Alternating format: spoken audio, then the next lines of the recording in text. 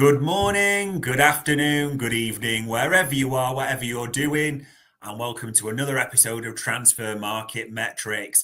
This is episode number 11 now, and the January window has closed. Not that it ever really opened for Liverpool, let's be honest. It is all about the summer and who we're being linked with. And we are being linked with players galore. And here to provide the stats, the insights from don't moan about his internet signal or feel sorry for him because he is basking in the heat in his new luxury villa. It is Bart as ever. Bart, how are we this evening?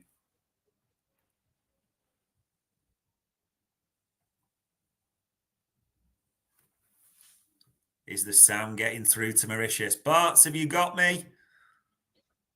I've got you now. Brill. There we go. The signal is up. We are up and running, which means, and I'm not feeling sorry for you over your signal, because life is good in Mauritius, isn't it? It's not bad. It's not bad. Not bad at all. Not bad at all. But it's not about what life's like in Mauritius. It's about what life is like at Anfield and who might be heading to Anfield in the summer. So, episode 11 of Transfer Market Metrics. Hopefully, you know the format by now, ladies and gents. We only bring players to the table where we've had a link, we've had it corroborated in some way. That doesn't mean they've got one foot in the AXA. It just means we've got a worthy and reliable source on the docket for it. And this player, first of all, Bart, Xavi Simons. So Dutch, been at Red Bull, is, or was actually, I should say, a PSG player, but is now, or has now made the move to Germany permanently in a very strange deal, which we're going to get to shortly. But this is a player with international pedigree, an attacking midfielder, Bart, that it feels like one of those FIFA names I always think when I hear this, and people will like it. Let's have a look at Xavi Simons. Probably get the name wrong. Xavi Simons stats. What do they actually tell us, Bart? Yeah, it's an interesting one. He profiles. He's got two profiles, which, as we said before, can sometimes mean good or bad things, right? It means he doesn't really fit in one, or he has strength in those. So we'll do, because I think he'll be bought. We're profiling for any of the front three, right? So we'll use the attacking mid wingers profile. If we look at standard stats for him at the moment, so defensively, you know, he's 80th, 70th, 56 for aerials. That's pretty good considering Mo had like a lower amount in the last game. 70% good. Interceptions 80, so that's more of the, as we thought about, maybe blocking the passing chains and trying to get in. Blocks are a little bit low for that, but that's okay. Tackles, he's not going to go and do the pressing so much. He's more of an off and block passing lane. So that's an interesting thing for defensively. Things that concern you. So this box here is what he does between the two boxes, right? Typically, we want our forwards to have green here. So that is your progressive passes received. Yeah, so when you're high up and you're receiving the ball, and then you're taking that into the box, you're having an attacking penalty box touch, right? So he's actually below 40th percentile for these, for his comparison to his own to players in this position. So like Mo Salah, Cody, Diaz. So that's a bit of a worry, which suggests that he's not receiving it high enough, and he's also not then getting that in the box. Putting that to one side though, does he take players on? Yes, he's in the 81st percentile, but he probably might be slightly deeper than we want him to be. Progressive carries. So he's more of a carrier, so 73% percentile, but he also can pass the ball as well. So that's quite a dual access to have. And pass completion at 79, which Mo in the last game had 82. So that's quite a good comparison to have. The passing attempted is 88 percentile. So that's, yeah, so there are some good elements. I think we would just need to look at, when we look at some of the stuff I've done, about where he's picking that ball up, because that would be a slight concern, I would say, with this player. What does he do when he's finally in that box? So non-penalty goals, he's 30th percentile, which again, if he's not getting the box a lot, he's not going to get that many opportunities. So yeah, that makes sense. 0.xg, low, and shots, his shot volume at 2.4. I mean, Chiesa did that in a summer appearance. So, you know, that sort of suggests to you that it's a little bit on the low side. For players in his position, yeah, so 4 or 5 would be good again. Expected assists 90th, 81, so he's more of a curator, should we say? So 5.29 shot creating actions is pretty good, but the caveat with all of this is that we ask our attacks going throughout wide players. Everyone who's seen the pass maps on UP will see the U, right? So we need our wide players to be taking shots on as well as creating for others. So he's only got one element of that, which so he could be a bit of a Diaz, because Diaz can go through hot streaks of scoring, but then he looks to just create. So and he can sometimes be in between. An early Diaz, should we say? If we compare him to, let's look at what footed he is. He's right footed, so we would play him on the left. So we compare him to Cody, his Dutch teammate. I mean, that you can't really get much more night and day than that. Cody is left side of the wagon wheel. Xavi is the right. That's a very different profile. If we look at, just trying to find another one that we've been. So we've been linked with Kittens, different profile from Simons. Simons are a lot more established in terms of passing and creation. If we look at Diaz, who he might arguably, let's see if Diaz outperforms him in terms of aerials, tackles, and blocks. So Simons does better defensively. Diaz is slightly better in some areas. So if you're going to look at profiles, Simons and Diaz are probably the most similar, but I would say an early Diaz is what Simons is about. Just looking at his minutes, because we always look at his playing time. So he has done 2-8, 2-2, and we are halfway through the Bundesliga season. So he's done about 1,000. So it's probably going to end up with about RB Leipzig having a great season. So I would suggest he's probably going to end up about 2,000. Which, bearing in mind our guys at starters, 3,500, 4,000. That's quite a step up in minutes to be making, and he's never done that. He's done that once 3 years ago for PSV. So minutes played, and his ability to actually take shots off, and the positional players are probably flags from the every brief data to look at. If we look at where he is positionally here, he's typically. Yeah, it's not as high as you would expect him to be, but they're quite deep. It's little, so it's a bit of a team setup. They're quite narrow in their approach, so there's not an opportunity for him to attack. Even when you look at broken play, so this is, even if you look at just final third, he's not that well connected. So yeah, there's a few things. How's he receiving the ball? He is receiving the ball. What's that? 2 passes per minute or so. So that's pretty good touches wise, not bad. What's he doing? He's involved in very low, which is breakaway. So that carrying nature of what he's doing and then release. So that's good to see. Is he involved in our magic areas? Should we say? Not a great volume. That could be set up, but if you're coming from deep, he's not making it into those areas, which is some of the areas we needed him to be in. Just to see if I can run the other one. So if we look at some of his stats, so where did he pick up the ball? Just trying to find him on here. Yeah, he's in around here somewhere, but again, it's not in an area. It's the white one here. So he's in the half space, but only just, and that's on average. So yeah, there's some parts that I like, and there's some bits that not to like. I mean, last week won this game, I think. Oh, Drew, yeah, they won the game. He performed on the metrics. We just looked at Mo where he outperformed. Everyone stat me up. Mo outperformed the always metrics apart from aerials. This guy here is on the line, so the dot is the average. Yeah, so he's not above any of the averages. He's actually just on the line. It just looks like he's performing it. So that gives you an idea about who he is in that game. Yeah, let's have a look at shot locations. Did he take any shots? Yeah, so they're out wide. Well, generally, we ask our forwards to take them. I mean, I know Mo scored from here, but at the weekend. But generally, ask our forwards to take them in this kind of box area. Yeah. So it's good that it's in the box, but it's not as central as we would like it to do. So yeah, it's an interesting one. I would suggest it if you were ranking. We've done a few of this. The left side, haven't we? Which suggests their profile on our left forwards.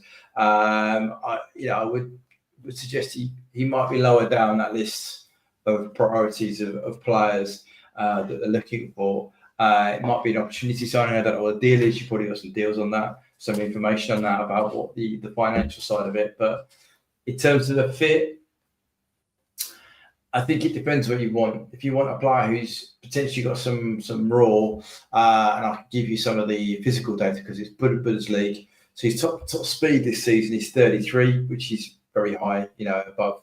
If you look at his distance covered is 124, intensive runs is 88, so that's 886. He's done 306 sprints in appearances, 11. That's 5 appearances, but so that's a fairly decent amount of some matches played 12. So he's just over 2, 3. Yeah, he's a decent amount of sprints a game to be had. Which so physically he could give us that pacey outlet on the left. It's just that I think positionally he seems to be receiving it deeper for Leipzig than we would like, but that could be a team thing. So it's probably a overarching. I would say a lower ranked one on that list if I were having to put them in a rank. It's just a quick one on this, and I'm kind of putting it on the spot because it's interesting. The bit we got on Xavi Simons, and I know people, when I first heard the name, I thought this is an attacking midfielder, but as a lot of the analysts suggested, Leipzig do specifically use him on the left quite often. Sometimes they'll use him in like an attacking midfielder role. But so I suppose there's a question is, from if he was to use in an attacking midfielder, I mean, transfer marks is generic, but they've actually got him half his games on the left wing, half his games on the midfielder. Is there any element of, could he be almost a Harvey Elliott type, shall we say, could play in the attacking midfielder and used on the wing? Is there any evidence on that? Because the left side stats didn't exactly shine. We've got to be honest on that. Yeah, I mean, if you flick into that profile, he does, then all of his attacking metrics go to a green, so that's really good. But his passing is not great for someone who's in that area of time. He drops down to 24% of pass completion, which is quite poor for someone that high up the pitch, given some of the players that we do play in there. But he passes and carries are good. Defensively, though, it's worse than always playing out wide. Now, when we ask if you're playing him in that 10 role, right, we generally ask him 10 to do a lot of defensive work. I mean, he's in 7% of tackles. It's not that bad because it might be that he's not pressing, but interception, blocks, clearances, I mean, they're not even about 20% of that. That would worry me slightly about a defensive side of it if you're going to play him there. I don't know if I've got any defensive ones lined up. Anyone who can play in that area, but no, I think there are some bits there to like, but I think he would be a very attacking, if you're going to play him in that 10 role, he would be a very attacking option. But because of the way our system is, I'm not sure. So at the weekend, Dom covered a huge amount of ground from that normal attacking midfield role. Right? I'm not sure Simons is your player to do that. Yeah, you think as well how important Szoboszlai is in that system. You've just got so many concerns from the data, and whether you put him on the left-hand side, there's that element. Whether you put him in the middle, there's nothing. We've got to be honest that's showing. And we talk as we always do around the metrics, the actual transfer bit. This is one of the bizarrest bits of business we've seen recently, Bart. Red Bull, I mean, he's been on loan there for 2 years from PSG, and people are wondering what's happened. Red Bull have bought him for a package, and I saw it was there in the comments, for 55 million euros. So you're talking about 47 million quid, plus there could be add-ons. Look at the length of this deal, Bart. So by the end of the season, he'll have 2 years left to go on his contract, which kind of strikes you as Red Bull Leipzig are buying this player with almost like a house that you flip quickly, isn't it? You inherit, you do a bit of work on it, and you flip him round. It just feels like that because the package apparently from PSG does include a sell on it in that regard. But I don't think we should spend too long on this. There's nothing really we can say from Xavi Simons that for all the stuff we've got to do this standing out, is there? No. There we go. Right. We'll put a marker on Xavi Simons. Now, this next lad, and I'm going to take the pronunciation, Bart, because I know you are going to be struggling on this one completely. So, Franco Mastantuono. I mean, this player, I know we're going to have limited metrics on him in this regard. This is a highly sought after world name. Everyone's watching the Copa Sudamericana and all these bits. I mean, what, if anything, can we say about this kid, Bart? It's really hard. Just to point out, people will be thinking, oh, you haven't done anything with this player. Because there's no data. It's really hard to get Argentinian data to get match logs for Argentinian leagues. It's really hard, right? It's just tricky. So, yeah, for the data that I normally would use, so just using by F3, he's played. The last game they've got in here is in December, and he played 25 minutes. I mean, he's not playing huge amount of minutes, right? Mm-hmm. So it's not, that's 25, 11, 29, 29, 29. The last time he got anywhere near a 90 was 81, was in August. So, yeah, it's an interesting. What's his goals? He's got 2 goals. He's got. It's really hard to draw any major conclusions for it. It's 3 assists. He's played 948 minutes. I'd be really surprised where we were thinking of going. It's just a bit of we must have seen something in another data source that we haven't got in the public domain, because a bit like the Greek lad in Bully 2. But even then we had some data in the public domain where you can kind of go, he gets a lot of shots off, he gets into these areas, he does this. With this lad, it's just the playing time. I mean, he's at 948 minutes. That is just way below what we would be expecting to sign a player. It's not even 1,000 minutes completed. It's just, I'd be a little bit on the. If we talk about that shots, so he's on 4 shots a game in the last sort of run of games. Okay, fair enough. He is incredibly young, but I'm not. It'd be really hard to draw any conclusions. I have to say, for his age, for the minutes played, this would have to be they must have some data we're not aware of. He is overperforming. They're playing better when he's on the pitch, which is interesting for a 16-year-old to have that kind of impact. In terms of, I don't even think they've got XG. They've got XG. G+30. So 38. Well, we were talking about goals and assists for a couple of times around the 0.25 to 0.38. So 0.38 for him per game is not bad, but again, that's really hard to benchmark that. It's also Argentinian league, which for those who don't know, I normally sort of what do we factor a league against? So that normally tells you here how you can convert a league stats into the Premier League. They don't even feature on it. Argentinian Super League, sorry, are I think they are 0.74. So even these stats we have here, you would have to times them by 0.74, which means they would become even lower. So if you're just using this level of data, it'd be a huge punt, but they must have some scout reports, they must have some video, they must have some serious tracking data to look at where he's at. But from what we've got available, it's really curious how they've got in there. But we've been looking at Argentina for a while, haven't we? We've had a few little murmurings. Andre, was it last summer we were looking at potentially? So they must have scouts in the area. So yeah, I'm intrigued to see where this goes, should we say? But from the pure evidence here, I would be taking a massive punt if I said anything other than it's interesting. But I don't think there's any hard evidence to suggest that he could come in and start for us just based on this. And that's not me saying he couldn't do that. It's just from the data I've got in front of me, I couldn't draw any meaningful conclusions. It's really tough. It's a really intriguing link, I have to say.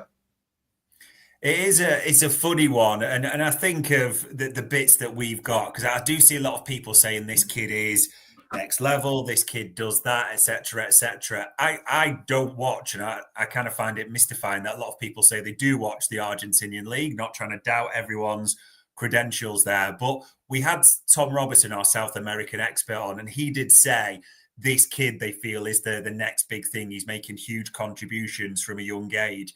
He did say, to be fair to Tom, and shout out to Tom Robinson for this, watch his deal. This is maybe, I think, where the link might end for me, Bart. So I'll bring this up. It was a recent thing that came up. They signed a new deal with a clause. River Plate were desperate to get him to this, a huge pay rise for his age, a release clause of 45 million euros. So you're talking that Liverpool were going to have to pay him, 37 million or something, and we know how the clauses can work, even just to get the deal there. I mean, there's interesting things to like, Bart, but 37 million, is that a bit rich from what you're seeing without more data? Without more data, that seems to be rich. I mean, City went and got, who's the lad? Is it Alvarez that they flipped and sold? Yeah, they did a deal absolutely. 3 seasons ago. There would have been the same sort of level of data for him back then. And City bought him a punt, and then they flipped him for a higher amount. Probably an error in terms of where they are now. But anyway, I'm just saying, trying to give you a comparison. Yeah, 45 million for me on that level of data, probably far more bigger data sources to look at, and they'll value that up if they think this kid can go on and become a real superstar, and then get him for just below that. Then you never know. 40 million, 35 million, that could be an absolute steal. But yeah, for me right now, I couldn't say what value that would be, to be honest with you. Yeah, I think we've got to be honest, folks. As much as we love to give you the data and we love to give you the insight, sometimes we can't just really give you a false story, no matter how sexy the link might be to an Argentinian wonder kid. And this link, Bart, I suspect me and you might be ready to argue, and I've got my analyst stuff ready for this one. We looked at Semenyo last time, and since Semenyo's come back, he's played against us, he's done well, and since we reviewed him, he looks to have really kicked on, it felt, another level. And as we're talking, I am intrigued because we got a bit more from a few analysts and different links. Anything that sort of moved it forward a bit, shall we say, on Semenyo for you? So yeah, I mean, it is fair to say, I think when we looked in the summer, I was like, okay, I can see something, but yeah, I'm not too sure. His output needs to be improved, and his conversion from good positions or threat into the XG and the XA needed to improve. And I mean, I'd be lying to say that he hasn't done some element of that. But still, as we'll go through, I still think there's parts of his game. The weekend is probably a prime example for me. We were chatting about his XA and XG was lower than Cody's, and Jeremy was pretty much par with Cody in the same game, and yet the hype and the journalists were saying he had an amazing game. But Cody was really poor for us. So if you look at it from those two perspectives, that's your level. The poorest forward for Liverpool pretty much matched Semedo's output for that game. So yeah, those are things. But having said that, in terms of actual goals, which the analysts won't use, he has got some, and he has got some assists, and they are better numbers this season. So, but they're still nothing compared to our main five, right? You know, they're not. So I think you have to look at, and that's where you're trying to see where he's going to trend up in terms of what he's done defensively. He's improved, got 99, 92nd, 92nd for aerial clearances and blocks. He's a physical unit. We saw it a weekend. He helps out back with the left back, so he's incredibly useful on that. In terms of what he does between the two boxes, he carries it. He has good take-ons, 66, 70th, and he has good penalty box touches. Remember that weekend he was, I think, he had a record against us in terms of being in the box. So I'll get the exact stuff up in a minute. So a really good amount of that volume. But this is the bit that matters: is what does he do in the box? And non-penalty goals, 70th percentile. So it might be green, but 70th percentile. Non-penalty XG, 67th. Shots total, so he takes a lot of shots to 92nd percentile, but the quality isn't where you would like. So that could be a Diaz. Yeah, Diaz takes shots. They're not always the best placed. But what else does he do? Assists, 20th. Non-penalty assists, 31st. So goal creating actions for a wide forward, 41st. That's probably the elements which is still a concern for me. And just to compare him with the players that he's probably going to replace. Yeah, if we were going to sign him, he's going to play the quick for us, right? That's pretty well conceived.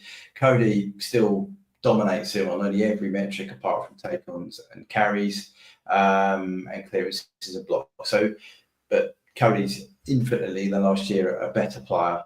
And in terms of Diaz, who is likely to take a position, Diaz still outperforms him on three quarters of the wagon wheel.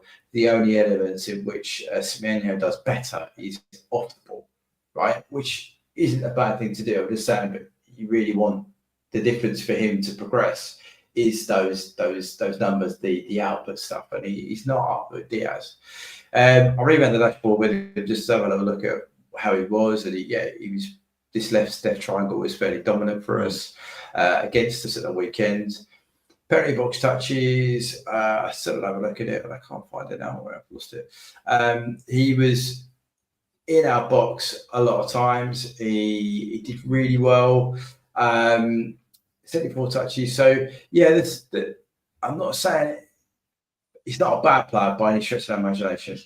I just think there are levels when you're making the step up from Bournemouth to Liverpool. And it's the same as the game. There are levels in that, right? And I'm still not quite convinced he can be that level. I would want his underlying numbers to be better than one of our forwards. That's what I'd want if we were going to sign him, personally. Right. Well, let me get up my nerd notes. And that's not derogatory. Bart knows I say that with the greatest of respect to him ready, because I've got my analyst. I can call him a nerd. You can't. So with my notes ready to go on this, Bart, that I've got from this, as the first thing to sort of bring to the table, as the analyst has said, his physical metrics are huge. They almost outperform Sadio Mane. And we're talking about a player that, especially when you talk about speed, is in the top two fastest players in the Premier League for 2 seasons in a row. Does that tip the needle a little bit for you? 100%. You've got to have speed. I mean, that's one of probably. I mean, Cody's not slow, by the way, but that is an issue. If you're going to replace Diaz, Diaz is one of the great elements. He's slower after the knee injury, but is the outlet ball, right? So if we keep Mo as well, who's again not slow, but he's slowing down. Yeah, you are going to need some pace. So that, the physical attributes of him, I can't knock him. I mean, I don't have that data, but he does do a lot of sprints a game, from what I understand. He has a lot of high speed running. He completes a lot of Ks because Bournemouth are required to do that as a team. Yeah. So physically, I've got no shadow of doubt he probably outperforms Cody, if I'm being honest with you.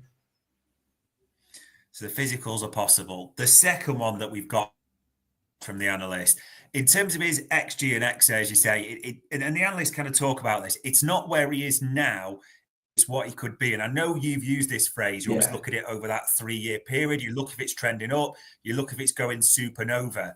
The numbers that we got from the analysts is saying almost compare it to Diogo Jota at Wolves, which the numbers weren't headline sexy, but it was the way they were trending. And also, as was used to us, a Michael Edwards type forward. Could you see that trending element? Yeah, definitely. I mean, if you look at his XG here over the last 3 seasons, XG per 90, sorry. I think that's really important. We've chatted about that. To normalise stuff to compare, you should do it per 90. Yeah, because it takes out the element of someone's played more games, so they've got more opportunity to score, right, or more opportunity to create. If you do it per 90, it's normalised. You can compare apples for apples. So he has got 0.1 3 seasons ago, 0.2 last season. He's on 0.33 this season. That's for non-penalty XG. So that takes out the randomness of penalties, and that's a good thing. In terms of his assists, we do the same thing. He is trending, again, the right way, although it's not hugely. I mean, he basically went from having 0 XA per 90 to 0.1 to 0.14. So, yeah, that is an improvement. If we just do a better comparison, as we should do, with Cody's XG over the last 3 seasons per 90 is 0.38, 0.49, 0.38. So he's coming down slightly, but he's still 20% higher than Semenyo is. I know there's an age gap. I get that. Passing, XA, they're around the same ballpark, to be honest with you. Cody's 0.19 now, whereas Semenyo is 0.18. So they're about the same in terms of XA. But it's that threat to the scoring stuff is probably where Semenyo needs to take the lead. I haven't got Diaz linked up, but if you want to compare him to another player that we have spoken about, which is Gittins, which people like, he's a I think you said he was a sexy signing. This guy is also profiling up, or he's actually come down from his season high 3 years ago. 0.9. So he's lower than pair of them in terms of XG per 90. And if we look at his passing, so his XA, Gittins is outperforming Semenyo and Cody in terms of XA per 90. But it is Bundesliga, so you get to multiply it by 0.84 to get it to a Premier League level. So, yes, there is a trend over time. Does that mean he's exponentially going to turn that into what we need? That would be down to the high level of data that they've got at the club. There are signs there for sure, but he does need to tick a bit higher for me. But you never know. More opportunity in a better side, he might do it. So certainly physically off the ball, he would help us out. So more than help us out, he would do the work that we would need. But yeah, it's literally that final piece of turning a threat that he's creating into a goal scoring opportunity. That's what he needs to do. But unfortunately, that's the most expensive thing in football. Is it fair to say then, in summary, that Semenyo, all the physical metrics, superb, absolutely in terms of defensive and the work you give, absolutely crucial. That element, more than a tick, he'd be fine there. Also his pedigree, because you talked about the risk of the Bundesliga and what you're going down with. Semenyo's played at the lower levels of English football, Bristol City, so he's seasoned it, in the Premier League, the experience. The trend is also, as you said, on the upward curve, especially that XG is moving nicely. But is it fair to say the ultimate decision is, like you said, to keep that going up? That's why you pay the major bucks in football. And a little bit, I know you've talked about this before. Is there the ultimate concern for you that it could feel like one of those Diaz ones where it looks good, but the output might just not get to that top level? Yeah, to be brutally honest with you, the reason Diaz is frustrating is because he does, I would say, at times he does 90% of everything that you need to do. But it's just that final element. And unfortunately, Diaz has a habit of not getting that final element right in really critical times. But he's improved this season. But last season and the season before, it was in critical moments. So that would be a concern of mine. But that's, as I said, the data boys, they would look at that and they will value assess that. I think the fact he's Premier League, he knows the league is a tick at his advantage, whereas you've got someone from abroad that have to learn that.